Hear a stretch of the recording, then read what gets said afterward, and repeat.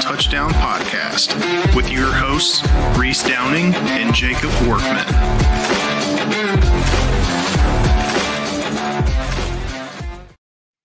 What is up, everyone? Tuesday Night Touchdown Podcast, NCAA edition, Conference Championship Week picks. Joining, as always, co-host Reese Downing. Reese, what's going on? What's going on, brother? How are you? Good. We just had the college football playoff second. I guess we call this the penultimate version of the bracket before we get the actual real one, the last hypothetical one. We are going to go through and do the top 25 results from last week real quick before we pull up the bracket and go over it. So we did have an upset to kick off the week last week. Memphis beat Tulane 34-24. We had a crazy 8 overtime game with clean old-fashioned hate as one of my favorite rivalry names of all time, as Georgia beat Georgia Tech 44-42, which when we get to our shitty ref of the week segment later on, we're going to focus on this game quite a bit. Boise State 34, Oregon State 18. Ole Miss won the Egg Bowl 26-14 over Mississippi State. Colorado just absolutely blanked Oklahoma State 52-0. Finishing off, I know a lot of people talk about Florida State maybe having the biggest shitty swing of a season of all time. Well, maybe you should look at all the players we had in the NFL go last year, because Oklahoma State didn't lose much. They actually returned almost everyone, and that was one of the most terrible performances of a season I've ever seen by Oklahoma State. Yeah, we talked about at the beginning of the year about how many dudes they were bringing back, 21 of their 22 starters or something stupid. Ollie Gordon was Heisman conversation. Yep. Nope. Yeah, they just completely fell off the face of the earth. I was actually looking back at our conference championship predictions, and both of us had Oklahoma State actually in the Big 12 championship, which, I mean, that wasn't a far-fetched idea at that point either. That was reasonable. 52-0. So what a way to end the season. Oregon, Washington. Oregon won 49-21. Oregon put out their video again today from Dan Lanning and what the Oregon cinematic department does, social media team. It's incredible. This week's they focused on the anvil and the hammer, and it was badass. I really love Dan Lanning. I love what he's doing. I love his motivation week by week. Michigan, Ohio State. Michigan 13, Ohio State 10. What are your thoughts on that one? Ugly game. Yeah. Ryan Day is going to have to win the national championships and not be booted at the end of this year, I feel like. I mean, that it was really, I don't think it was a great looking game on either side of the ball, but no, we thought for sure going into this game, Michigan's clearly down this year. Ohio State's at home. They've got all of these new transfer portal guys coming in. The one question mark that we had was around Will Howard, but by all accounts, the momentum was in Ohio State's favor. They should have done to Michigan more what Colorado did to Oklahoma State. I don't understand how you do that. And then after the game, I saw, I can't remember who the player was, but one of the players came out and said, they knew that Ryan Day wasn't the right dude for the job last year when they were in the national tour, 2 years ago in the national championship. And at halftime, instead of trying to motivate the players at halftime when they were getting beat by Georgia, he went into the office and just started yelling at all the coaches and telling them all the things that they were doing wrong. He never really addressed the team. So that's crazy. Yeah, Ryan Day is going to have to find a way to win the national title, or he is no longer going to be the head coach of Ohio State. I just don't see it happening. Hell, the way that people in Columbus, I don't even know if it matters who wins the national title. I know, they want to be. I mean, that's 4 straight. It's crazy the swing that's gone on in that. There's a former Tennessee Titan head coach that I think would make a great choice for Ohio State to come in there if he wants the job. I agree. I think Vrabel would be huge there, and there's actually a lot of talk that they might lose one of their best coordinator, or Brian Hartline. He's one of their best. He was, obviously Chip Kelly came in, but I think there's a lot of talk of Hartline leaving too, and he's one of their recruiters, motivators, one of the true Ohio State guys that kind of keep the program what it is. Yeah, he's an alma mater. Yeah, I don't trust Ryan Day at all. To me, he's just a pompous ass. I don't like him. Texas A&M. Texas won 17-7. Not a very eventful game at all. Texas A&M, it was not a good performance by them and ruined any hope they had at the playoffs. It's a wonder they lost that game with the yell leaders. The yell in the song, that song to start the game, like they put the song lyrics on the screen like it was my old Kentucky home at the Kentucky Derby, and they were like the whole crowd was singing it. There was a word in it I didn't even know was real. Like it was, the whole thing was incredible. I don't know what was going on in that song, but I was happy they showed it. The stadium, though, I mean, Kyle Field's awesome. I mean, obviously Texas A&M has more money than probably any school in college football. But what they've done to that stadium, there was a video coming from the press box that was literally, you could see the swaying of the press box while it was going on. Yeah. I mean, there's so many, I don't know. It's just a cool thing. It's a mix because it's a badass stadium. And I think that team could be really good.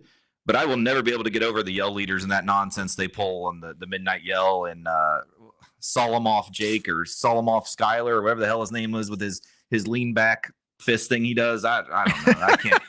I can't take that team serious, but and I'll forever have a hatred in my heart for them because Jimbo left us to go there for his eventual national title. He never won. Penn State demolished Maryland 44-7. Notre Dame USC, Notre Dame 49, USC 35. This is going to be featured on Shitty Ref segment. Also, some very, very questionable calls in this one. Syracuse, Miami. Syracuse won 42-38 in the Dome. Miami.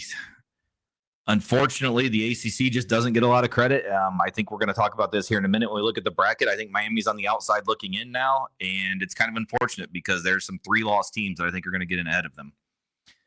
Tennessee 36, Vandy 23, Diego Pisimpavia. Unfortunately, his college football career has come to an end. He'll probably play in the bowl games. He's not really an NFL guy, so I guess we might get him one more time. You never know, man. He might go number 1 to the Giants. I hope. Could you imagine a pisser and the Cutlets on the same team? I My know, God, man. Jesus Christ. What a circus.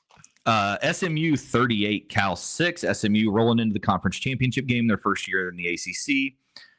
Speaking of just a fucking beatdown, IU 66, Purdue 0.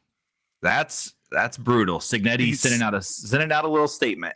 Yeah, he was lighting SIGs left and right that game. That dude was like, I don't care if it's 80-0. We are not stopping until the time is up. It was a beautiful sight for if you're an IU fan anyway.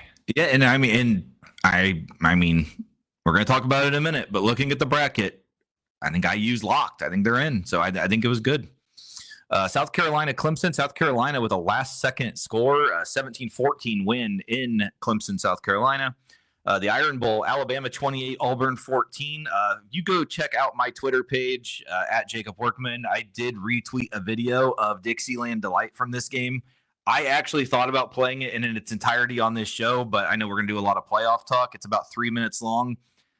That's going to be tough to beat. That's why college football is fucking awesome. If anyone hasn't seen it, you need to go watch it. I will put it on our Twitter page also.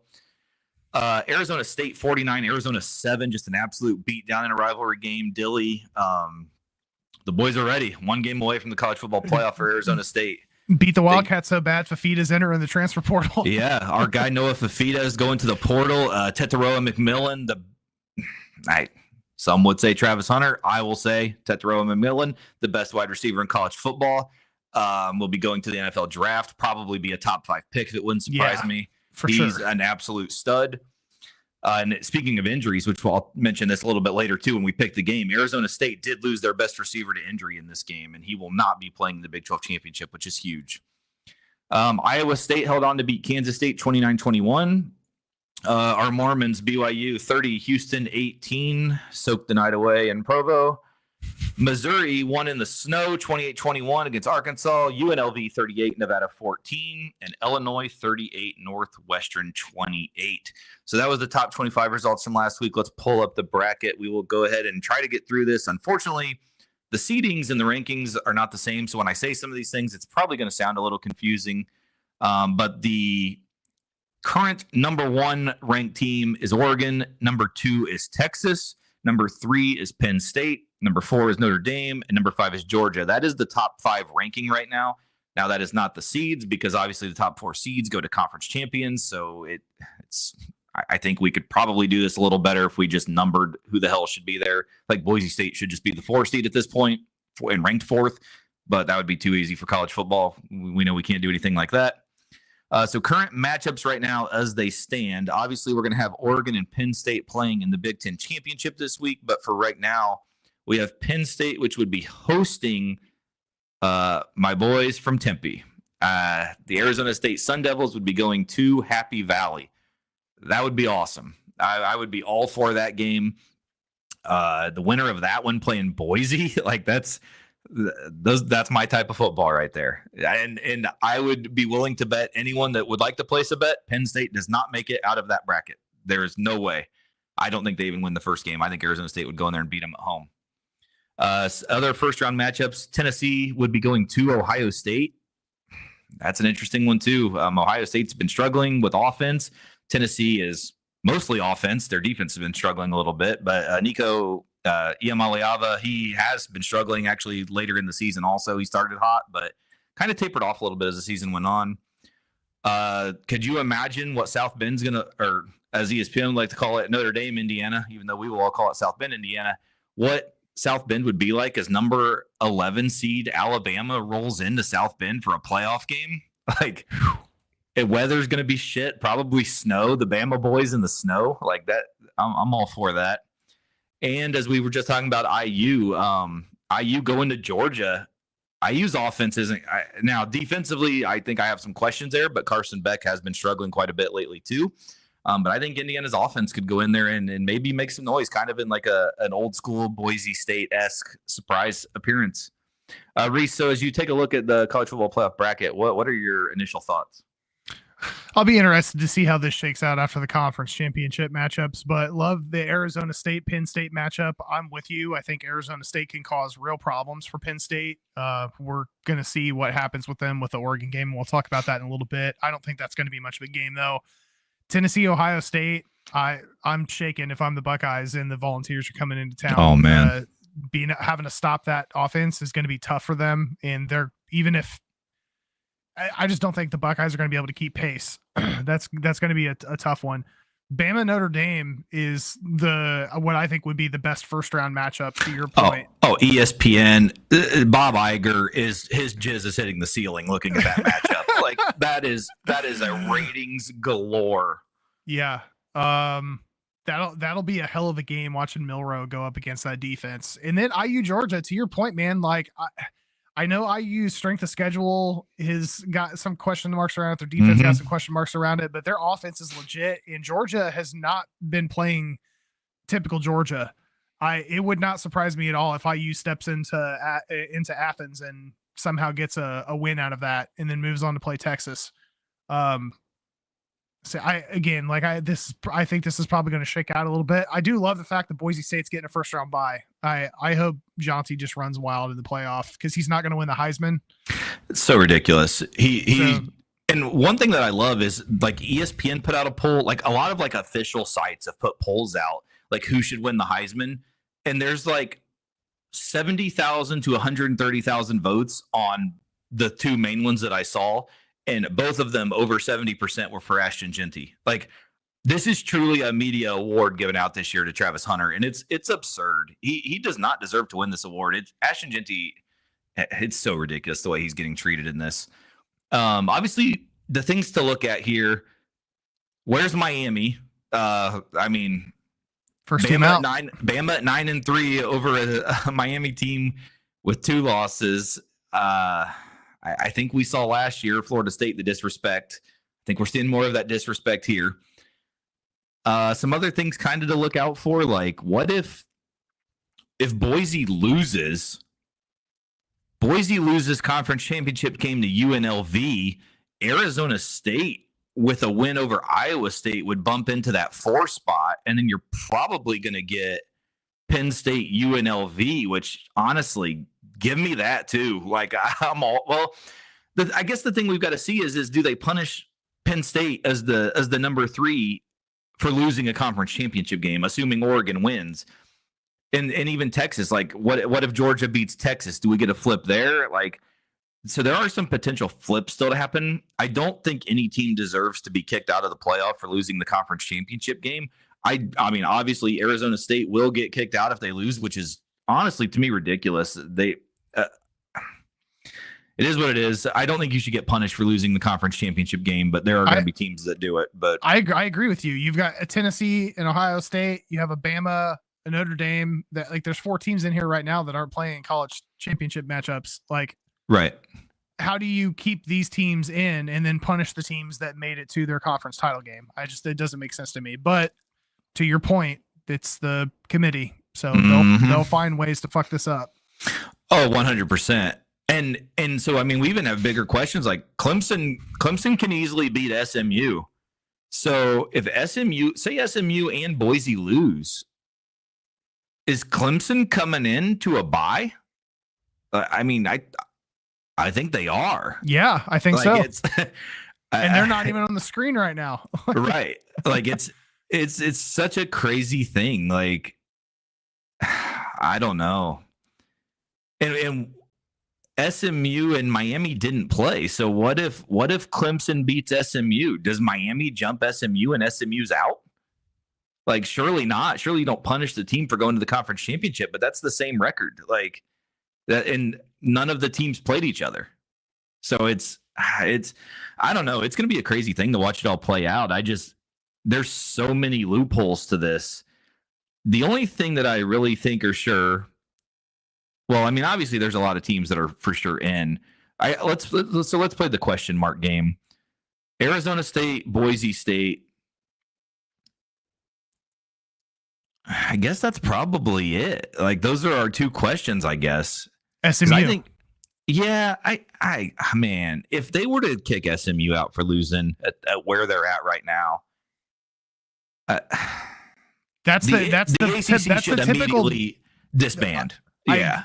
I agree, but this is the typical bullshit that we see from the committee. No, I know. 100% I know. Especially if that opens the door for another SEC, like Ole Miss will get in or something. That's exactly what I was getting ready to say, is that if they can find an excuse to plug in another SEC team into this. Man, the uproar that will happen. But it won't be surprising at all. And we truly have that potential, because Boise State UNLV is going to be a game. That's going to be a great game. And SMU Clemson's a great game, and Arizona State Iowa State's a great game. So, I mean, we have a lot of potential for these teams to lose this weekend, and it'll be really interesting to follow and see kind of what ends up happening with this scenario as it goes on. But for now, I love what I see. We got 3 cold weather host sites for the first round. I still think we got to get those quarterfinals and realistically even the semifinals on home fields. I just think it's a disservice. Why do you get punished for getting a bye that you have to go 3 neutral site games at that point? We got to at least get those quarterfinals at home, and truly the semifinals need to be at home also. I think we need to just rotate the national championship site.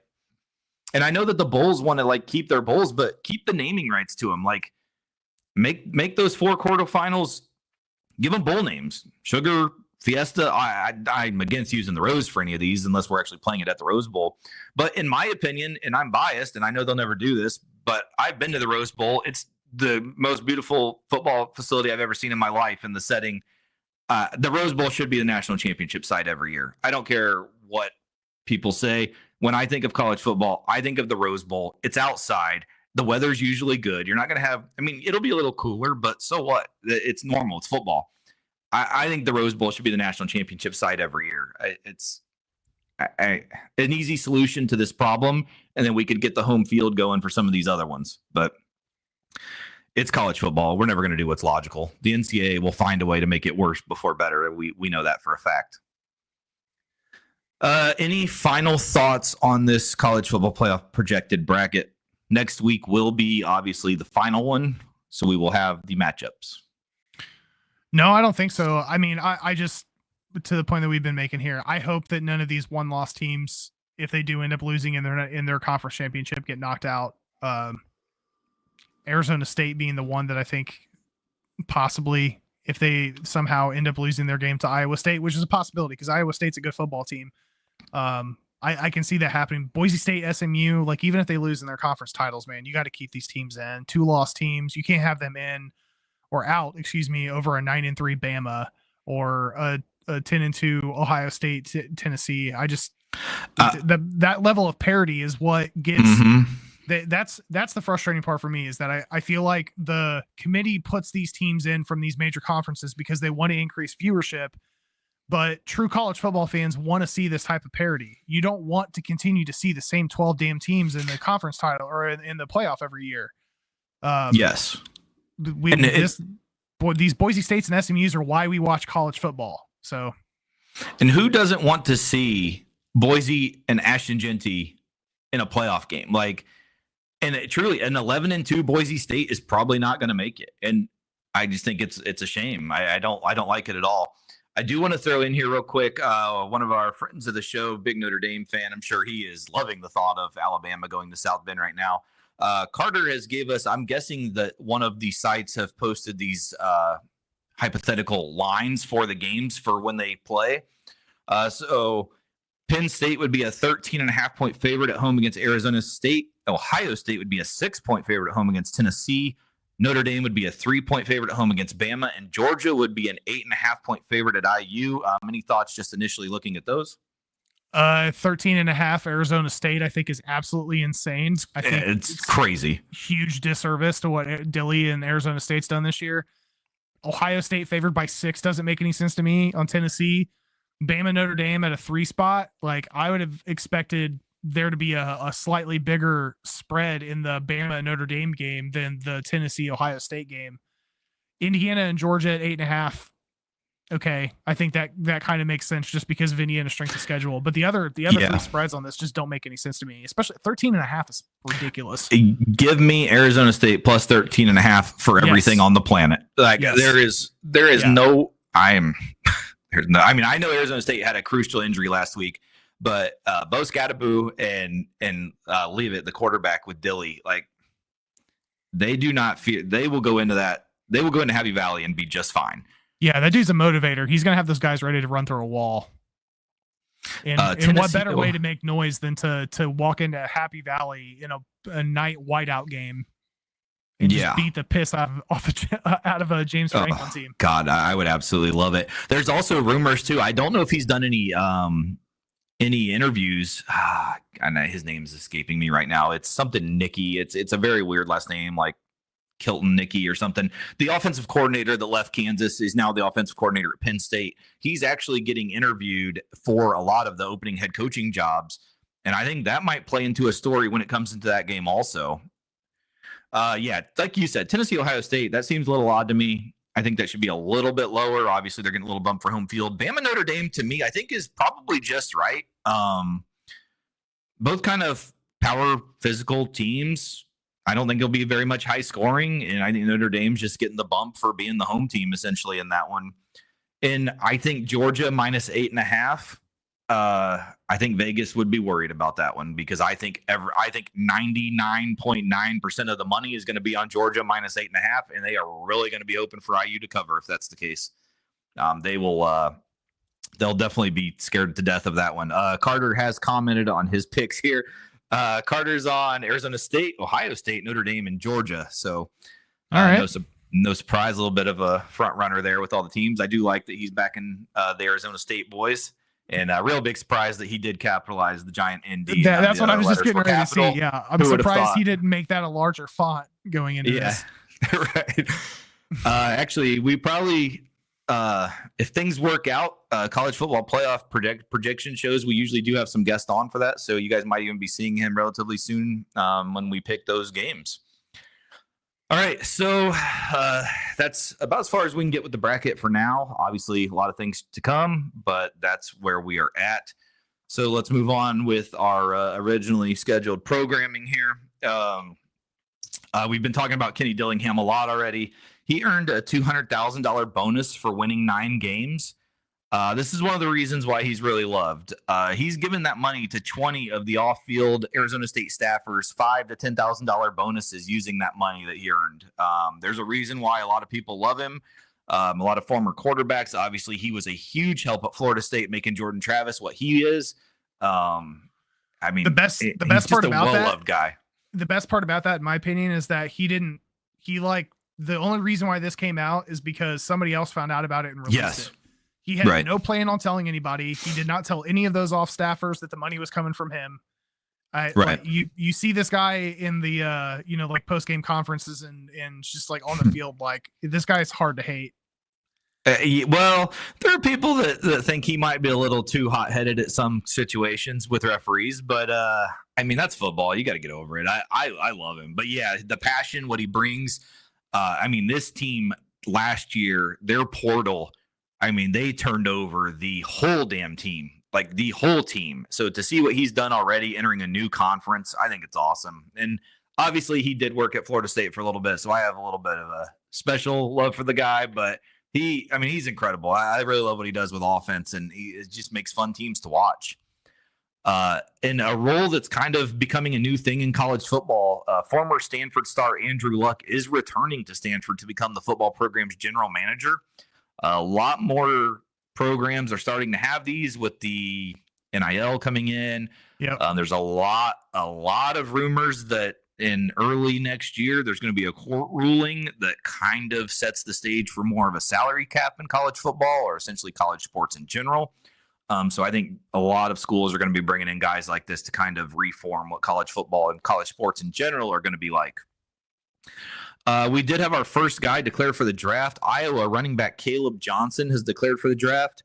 I mean, anyone that follows, I know Ashton Genty's kind of stolen the show in the running back world this year, but he has been right behind him all season. 1,537 yards, 23 touchdowns, with both of those ranked second behind Genty. Quietly an absolute stud of a season. UCF head coach Gus Malzahn has resigned. He is going to be the new offensive coordinator at Florida State. When I rumored a few weeks ago about an offensive coordinator that kind of maybe worked with Norvell at Tulsa, this was not the one I was talking about. I was talking about UNLV's offensive coordinator. Well, it did work out that there was a Tulsa connection, but it was a reverse. Gus Malzahn did give Coach Mike Norvell his first job at Tulsa. Norvell's returning the favor, giving up the play calling. Enter Gus Malzahn, obviously a guy who's had success. He recruits well. Now just going to be focusing on the offensive side of the ball. Entering with him, Nebraska defensive coordinator Tony White. They're actually also going to be bringing in Nebraska defensive line coach Terrence Knighton. These are big time hires. Florida State we had a stadium renovation going on this year, so obviously that will be done next year. The program, obviously, the games were not what they should have been. It was a pretty bad season, but how do you change it? You bring in some of the best coordinators really you can buy, spending a ton of money on it. The football-only facility is getting built right now. Things are changing at Florida State. Gus Malzahn, for those of you that don't know, was one time the coach at Auburn. A little note, Florida State opens the 2025 season at home versus Alabama. So, Kalen DeBoer versus Mike Norvell. Again, we'll have Gus Malzahn with a return for his hatred for Alabama. Maybe we'll have some poison trees or something for that game. Who knows? We'll see what happens. But maybe I think it's awesome, though. I'm a fan of the hires. I know some people wanted a little bit of a better name, but to me, it's perfect. You bring in the experienced OC and Malzahn. You bring in the younger up-and-coming and Tony White. Both guys are huge recruiters. I think the portal's going to be huge for us. I truly think that these were good hires. Obviously, time will tell. But I'm much more happier with this situation than I was with the DJ Uyunglele situation last year. So I think we're going to a better place, but only time will tell. College football is absolutely fucking crazy right now, so who knows? But I do like the direction. Oklahoma has hired Washington State's offensive coordinator Ben Arbuckle to be the Sooners' new offensive coordinator and play caller. Again, a very fun, innovative offense in Washington State. I think it's a great hire for Oklahoma. If they can bring that quarterback with them, I know, what the hell's his name? Jackson Arnold at Oklahoma is younger. But Washington State's got an absolute stud quarterback. Goddamn. Mateer. I can't think of his name right now, but he's an absolute stud regardless. He'll be in the portal with Arbuckle leaving, and I think that's going to be a huge deal. Michigan today fired their offensive coordinator, Kurt Campbell. Congratulations. You guys just beat Ohio State. Now you're fired. I know the offense wasn't truly the story as to why they beat them, and their offense was atrocious this year, but it also seemed like, their quarterbacks were atrocious too. So yeah, I think it was kind of unfair to fire an OC, bringing in the number one quarterback recruit in the nation next year, and he's probably going to start from day one. But, I mean, Michigan has money. I'm going to guess there's probably something already brewing there. I'm sure they probably have a big-time OC ready to take that job. Quick run through the coaching carousel without going through and naming like all of the coaches that have actually been fired. I'm just going to tell you the jobs that are open right now. Ball State is one. We've talked about Ball State a lot on this show. Central Michigan, Charlotte, my man Biff Pogge's gone. He is actually working with Michigan. Well, he was working with Michigan after the game. I don't know if he's going to remain there. FAU, Florida Atlantic, FIU, the airport, Fresno State, a team that I love. It'll be interesting to see who they come out and hire. North Carolina, Mac Brown's gone. Purdue, and there is a stat that was released on Purdue. This is one of the craziest stats I've ever seen in sports. If Purdue would have started each game this year with a 34-0 lead, they would have finished the season at 6-6. That's insane. That's 34-0 lead. They would have finished 6-6. Like how?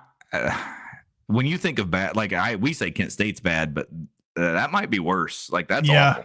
Yeah, that's definitely the assiest of ass. Yeah, like that's tough to beat. Sam Houston, their coach, left for a better job. Southern Miss, Tulsa, UCF, Gus Malzahn, we just talked about him. UMass, no one on earth should take that UMass job. That team sucks. Utah State and West Virginia, we've been talking about Neil Brown. I'm getting fired for a couple years. He finally was fired. So that's probably one of the better jobs available, to be honest. I go into the Big 12. Like, why not? It's a great program. You have that fan base. Like, I don't know. But West Virginia, to me, is one of the better. Well, obviously UCF and West Virginia, I think, are huge. North Carolina, yes. I don't know if anyone went Purdue after that, but we've had a few hires. East Carolina hired Blake Harrell. Kennesaw State hired Jerry Mack. Rice hired Scott Abell, and Temple hired Casey Keeler, which was the Sam Houston coach I was just talking about a minute ago. I teased this on our NFL episode. If you guys were listening to that, Reese asked me about Bears head coaching job opening and some of the thoughts I had on it. There was a rumor that came out, and Carter, if you are still listening, I would love to hear your thoughts on this. Notre Dame head coach Marcus Freeman is an early name to watch for the Bears, and that was per Peter Schrager from the NFL Network. And Schrager's usually dialed in with these programs. Like, his stuff is usually pretty legit. So I'm really interested. I don't know if Beavis is watching. Beavis comments a lot when he's on here. So Beavis or Carter, if you want to throw in a thought on Marcus Freeman going to be the Bears coach, one, I would like to know how you feel about it. And two, I would like to know who you would want to be the replacement for Marcus Freeman. So if you're here, leave us a comment. I'll get to it in a minute. The last thing I want to throw in, just because it was an absolutely huge injury, and I did talk about it a little earlier, Jordan Tyson is going to miss the Big 12 championship game for Arizona State. When he came back to the sideline last week with his arm in a sling, I knew it wasn't good. I know, obviously, Scatterbo is the huge player for Arizona State, the running back. But Leavitt and Tyson is a hell of a combination. He's had a great year. It really sucks to lose him at this time. All right, let's get into shitty ref review real quick. So I've got a few. We're going to start with a targeting call in the Indiana-Purdue game. There was no flag on this play. The second roll of it, when they show the second angle, is when we really need to watch it. This guy is the definition of a launch and a definition of a helmet-to-helmet on a defenseless player. So here's the first clip of shitty ref review IU-Purdue last week. Jalen Walker, number 2. So it has to be that 6-inch area over the top of your head. You have to be directly over the head, right? So they're not going to get him for this because you can see a little face mask in there, a little front of the helmet, but he has to be careful because that was almost a targeting penalty. So if you hear the almost, yeah, so you hear the commentator, the commentators kill me. Like, for fuck's sake, man! Like, how are you watching that? That's the definition of targeting. Like, in every aspect, that was targeting. Somebody send that to the NFL. Yeah, no kidding. Next, we're going to go to the Notre Dame USC game. Two kind of key things here. We're going to start with one, again, no penalty was called, no ejection, no sky ref coming in to eject this guy. This is absurd. Just watch. To me, it feels at that point now, it's very reasonable to say with the football in front of him, and it's broken the plane. I don't see him overturning it to say he's definitely short out there, as Jamie said.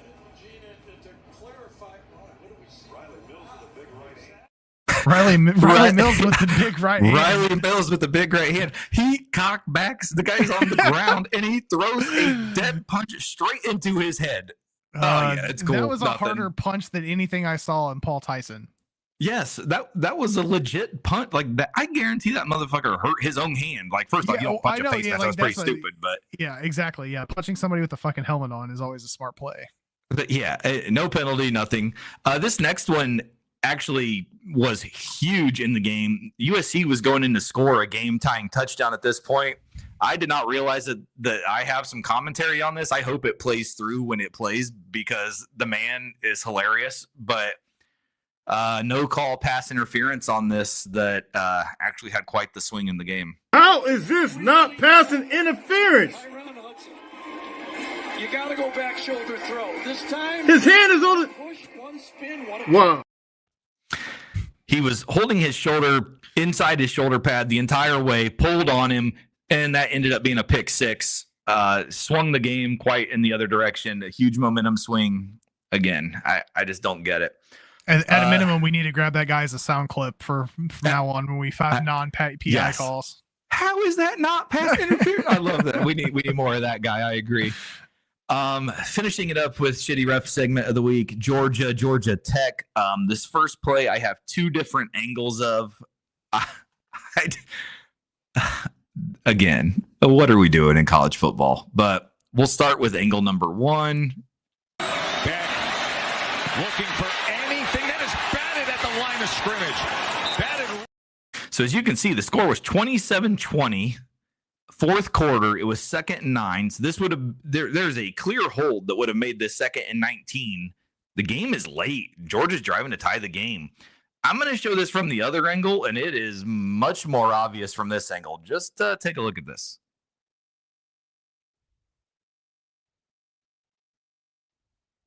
How does that not get called? Like I know that whole game, dude. Like. Yes, the referee, but this whole like 2-point conversion bullshit in overtime. We got to get rid of that. I can't take that. I truly can't take that. Can you? I still can't wait for the day that a college football playoff semifinal game or a national championship game comes down to alternating 2-point conversions like that. That can't happen. We can't have that. I hate it. I truly hate it. Last one in the game, another huge play in the Georgia Tech game. Unfortunately, ABC and ESPN decided that there weren't very many replays needed to be shown. They acted like that this didn't even happen. There was no talk of this at all. Haynes King gets smoked in the head while he's running. This is a clear targeting. If you notice, he fumbles the ball and Georgia recovers it, which was a huge swing at the time. Watch this guy come in from the side. And from this angle, it's pretty tough to see. The main thing I would tell you to focus on, watch the back of Haynes King's head, and you'll see the jolt when he gets hit.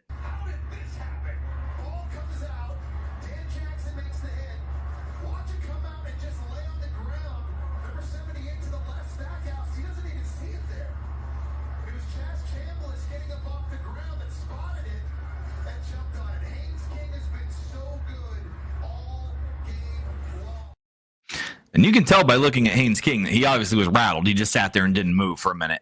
Yeah. I'm going to show it one more time just to watch, but you can see right when it hits, his head shake. I mean, I know they weren't gold helmets, so it's kind of hard to see, but I mean, you want to talk about a huge swing in the game. And we went through a big whole thing about player safety in our NFL episode about targeting and sliding and all of this stuff. How does this not get called?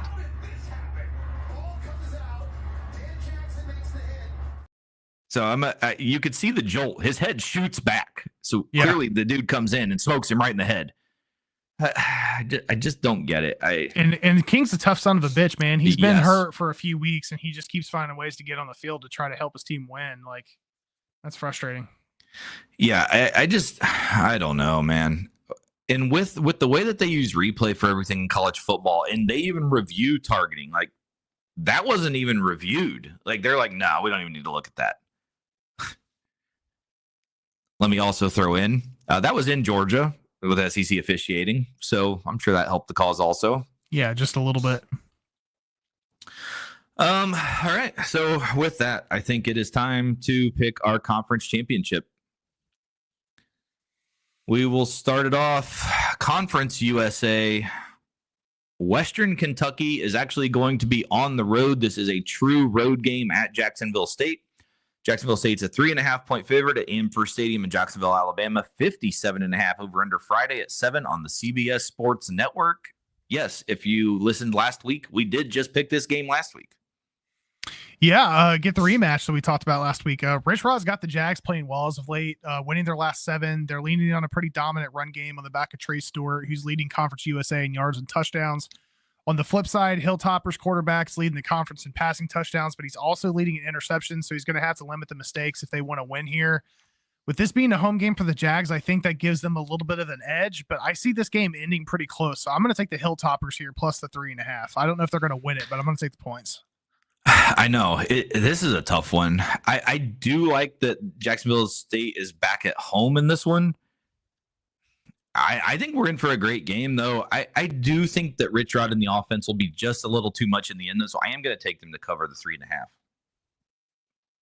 And what is probably the most important game of the night, the Mountain West Championship, number 20 UNLV is going on the road to the Smurf Turf. Number 10 Boise State is a 4-point favorite at Albertson Stadium in Boise, Idaho. 58.5 over under Friday at 8 on Fox.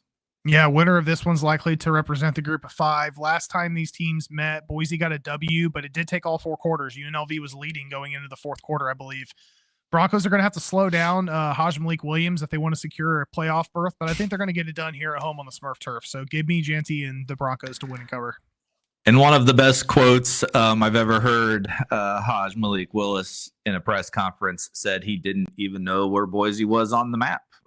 It is literally connected to the state that they play in, so that is interesting. But interesting quote. Yeah, Boise, Smurf Turf. I mean, we're in for one. I don't know what the weather's going to be like. I do think that might be a factor. UNLV is a team that plays inside at Allegiant Stadium, so that there is a situation here where weather could be a factor for that team. I think it's the dream season for Boise. I think Genty keeps it going. I still think he's he's my Heisman. It's like what's an Entourage, not my Aquaman. This is like Travis Hunter's not my Heisman. Fuck him. This is Ashton Genty's award in my world, and he is the Heisman winner. And I want to see Boise get the bye. I want to see him make some noise in this playoff. So I'm going to take Boise minus the 4 at home. The American Athletic Conference Championship, Tulane is a 6-point favorite going on the road to number 24 Army. One thing that we're getting on these Friday night, every game is at a home stadium. I kind of like that. We need more of that. That's what I was just talking about in the college football bracket. We need more home field environments, especially this one. This one's going to be cool. Number 24 Army at home. Michi Stadium, West Point, New York, 45.5 over under Friday at 8 on ABC. Tulane 6-point favorite. Yeah, I think this is going to be a pretty high scoring game here, so I would definitely be taking the over. Tulane's a more balanced approach versus Army's ground and pound, but they're coming off that loss against Memphis where Memphis won by running all over the green wave. Yep. So I think Army's in a prime position to get a W here in their first year in the AAC, so I'm going to take Army here plus the points for an outright W. A lot of rumors, too, of Tulane's head coach potentially leaving also. I know it's his first year there, but this one's tough for me because I feel Tulane is obviously they have the better athletes. I feel like they're such a better team. But again, like going to a cold weather, a team from Louisiana going to it's going to be freezing in fucking West Point. That bullshit style of offense they play, I think they can keep it within 6. I'm taking Army. The Dr. Pepper Big 12 Championship, number 16 Iowa State will be facing number 15 Arizona State. Arizona State's a 2-point favorite at AT&T Stadium in Arlington, Texas. 50.5 over under Saturday at noon on ABC. Yeah, Sun Devils are 6-1 this year against the spread when they're favored by under a touchdown. So this team knows how to win tight games. Solid matchup for Arizona State in Scatabo as they go up against the Cyclones defense that struggled a little bit to slow down the run. I know they're missing wide receiver 1, but I'm still on Sun Devils here. I'm going to go Dilly and the boys to get the W and secure a spot in the playoff. Yeah, Iowa State is one of those teams that I kind of root for every year. I love Matt Campbell. Unfortunately, they've been to the Big 12 Championship before, and every time they've shit the bed, their offense is not that good. I don't think they can hang with Arizona State. Arizona State playing inside on the turf. I think they light it up. I'm Arizona State to cover, and I'm very pumped to see that team make the college football playoff. I can't wait for that. One of our favorite conferences, the MAC. We got some action. Ohio versus Miami of Ohio. Miami of Ohio is a 2.5-point favorite at the home of my Detroit Lions, Ford Field in Detroit, Michigan. 44.5 over under Saturday at noon on ESPN. Yeah, Miami got the W in their first matchup earlier this season by 10. They controlled Ohio's ground game. I think the Bobcats' rushing attack has improved a little bit since the last battle. I also think they're hungry for a MAC title. They haven't won since the 60s. Both of these teams are playing solid defense, but my gut just tells me Ohio is going to come into this game with something to prove, and I like the way that they've been playing here recently, so I'm going to take the Bobcats plus the points. I think they're going to get a W here. Yeah, last year I was very big on Ohio. Obviously, their quarterback Curtis Rourke is now the one leading the charge for IU. But Ohio rebounded well. I think Ohio is the better team again. I'm with you. I'm going to take Ohio inside plus the 2.5, and honestly, probably to win it outright. The SEC championship, number 5, Georgia is going to be facing number 2, Texas. Texas is a 2.5-point favorite at Mercedes-Benz Stadium in Atlanta, Georgia. 49.5 over under Saturday at 4 on ABC. Yeah, Georgia won the last meeting by 15. I don't think Texas has forgot that. Georgia may also be without ETN, he was huge for the Bulldogs in the last game. He had 3 scores the last time these two teams played. I think the difference here is going to be the Longhorn defense. They've been playing pretty well as of late, so I'm going to go hook them here to win and cover. Yeah, I'm with you. I'm on Texas minus 2.5. The defense has been very good, and Georgia's offense just hasn't been good. Like the one thing that worries me is Quinn Ewers, the injury. They did let Arch play a little bit, but it was more of in a running role. I mean, Arch came in looked like Tim Tebow out there, which was very weird for a Manning last name. But I do like Texas to win this one, even though it's going to be kind of a tough environment in Georgia's second home there in Atlanta. The Sun Belt, we got Marshall going on the road to Louisiana. Louisiana is a 5.5-point favorite at Cajun Field in Lafayette, Louisiana. 56.5 over under Saturday at 7:30 on ESPN. Yeah, this is an interesting matchup in the Sun Belt here. Marshall's won their last 6. Raging Cajuns are top 10 in the country in points per drive. They've got a really seasoned offensive line, a solid run game. I think one of the biggest factors here is going to be how successful Marshall is getting to the quarterback. They have a solid secondary, but they've been torched if their defensive line doesn't get pressure. And this Louisiana team has the line to be able to do it because they're very experienced. I definitely see this being a close game. I think Louisiana is going to get the win, but I think because this is going to be a close game, I'm going to take the 5.5. We are Marshall. I'm actually going the opposite way. I like Louisiana at home to cover in this one. I think the offense will be too much for Marshall. Obviously, we got a high over-under in this one, but I still think Louisiana at home, I think their offense is going to be just a little too much. The Big Ten Championship, number 3, Penn State, will be facing number 1, Oregon. Oregon is a 3.5-point favorite at Lucas Oil Stadium in Indianapolis, Indiana. 49.5 over under Saturday at 8 on CBS. Yeah, we've been waiting all year to see the game for Penn State when they get exposed. It happens every single year. I think this is where it's going to happen. Drew Aller's thrown a 74% completion percentage the last 4 games, but he's only got 6 touchdowns on the air through that span. They're going to need a lot more than that to keep pace with this Oregon offense. Dylan Gabriel legitimately should be in the Heisman conversation. The way that he's been playing, almost 3,300 yards, 24 touchdowns to 6 picks. Penn State's going to have their hands full. They're going to have to play ball control and keep the ball out of Gabriel's hands in order to win this, and I just don't see it happening. So I'm going Ducks here to win cover and enter the playoff as the number 1 seed. Yeah, at the beginning of the year, conference championship weekend, I was really hoping to be talking about Uiagalelei. It wasn't Mateo, though. It was DJ. Mateo is fucking leading the charge with that Oregon defense. They are unbelievable. I know Penn State's offense with the hiring of the Kansas offensive coordinator. Again, I forget his fucking name. I know it ends in Nicky. It's a crazy name. But regardless, what Oregon's done, and I'm telling you, if you have not watched the social media videos that they put out of a weekly basis of their motivation for each game, I just think Lanning has it going right now. The team's bought in. I think they're the clear best team in college football in a season where there really isn't one. If there is one, it's them. I truly just love what they're doing. And 3.5 to me is crazy. Like, I can't believe this, to be honest. To me, this should be 6.5 at minimum. Like, to me, this is like, I think this is the easiest bet of the year. And it's crazy we're talking about that in a conference championship game. Oregon -3.5 is clearly my pick here. I think they light it up. The ACC championship for a playoff spot. Number 17, Clemson, is going to be facing number 8, SMU. SMU is a 2.5-point favorite at Bank of America Stadium in Charlotte, North Carolina.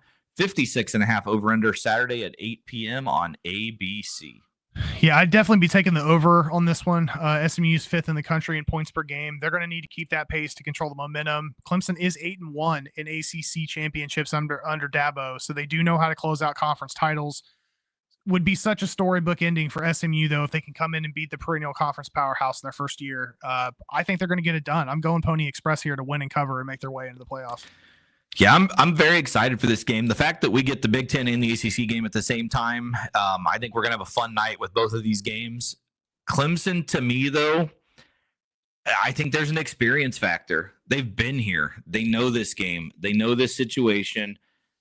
Dabo, I hate the motherfucker, but he's a good motivator. What more could he use to motivate than a playoff berth for a team that no one thought was going to make it? I just think this situation is perfect for them. I'm going to take Clemson plus the 2.5.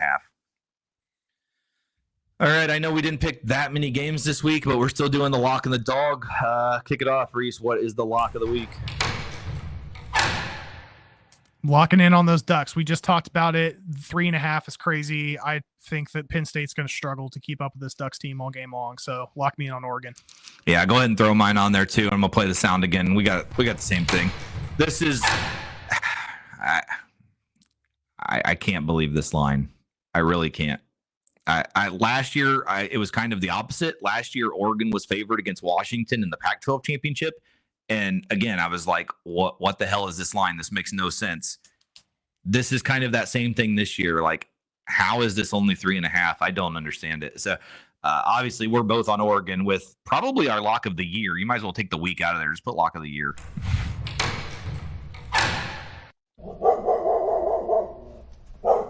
All right. What's the dog for the conference championship week?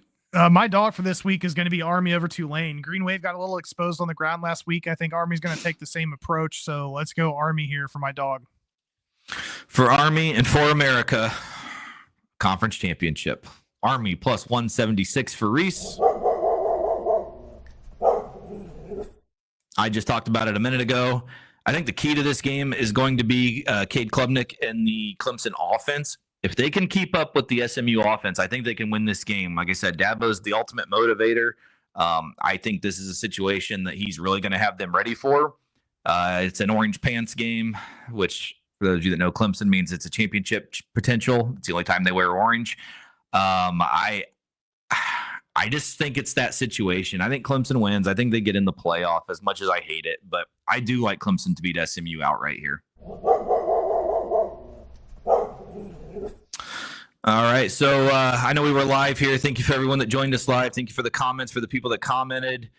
We will be back next week with kind of a reaction to the final college football poll, our playoff bracket. We will have the real bracket next week. It actually comes out this Sunday, so we will know what exactly is going on and be able to talk about the playoffs and some bowl matchups. So obviously, all of them will be set by that time too. So I know we don't get. It's also going to be quiz time. Oh yes, and the return of the return of the quiz show. What random D74 conference name is this? It's always a good time. We might go outside of just the team names. We'll see what happens here. Yeah. But yeah, obviously key next week is going to be discussing the real bracket. So, and actually we'll probably, I avoided it this week just because there's already so much, and you guys know, man, when that portal starts, like, it's just millions of names. So I'll start writing my War and Peace of the transfer portal this week, and we'll read it off next week and kind of go through everything. But that is it. Enjoy conference championship weekend. And we'll have a lot to discuss next Tuesday. So for Reese Downing, I'm Jacob Workman. We will see you guys next week. Goodbye, everyone. Thanks for tuning in. Cheers, guys.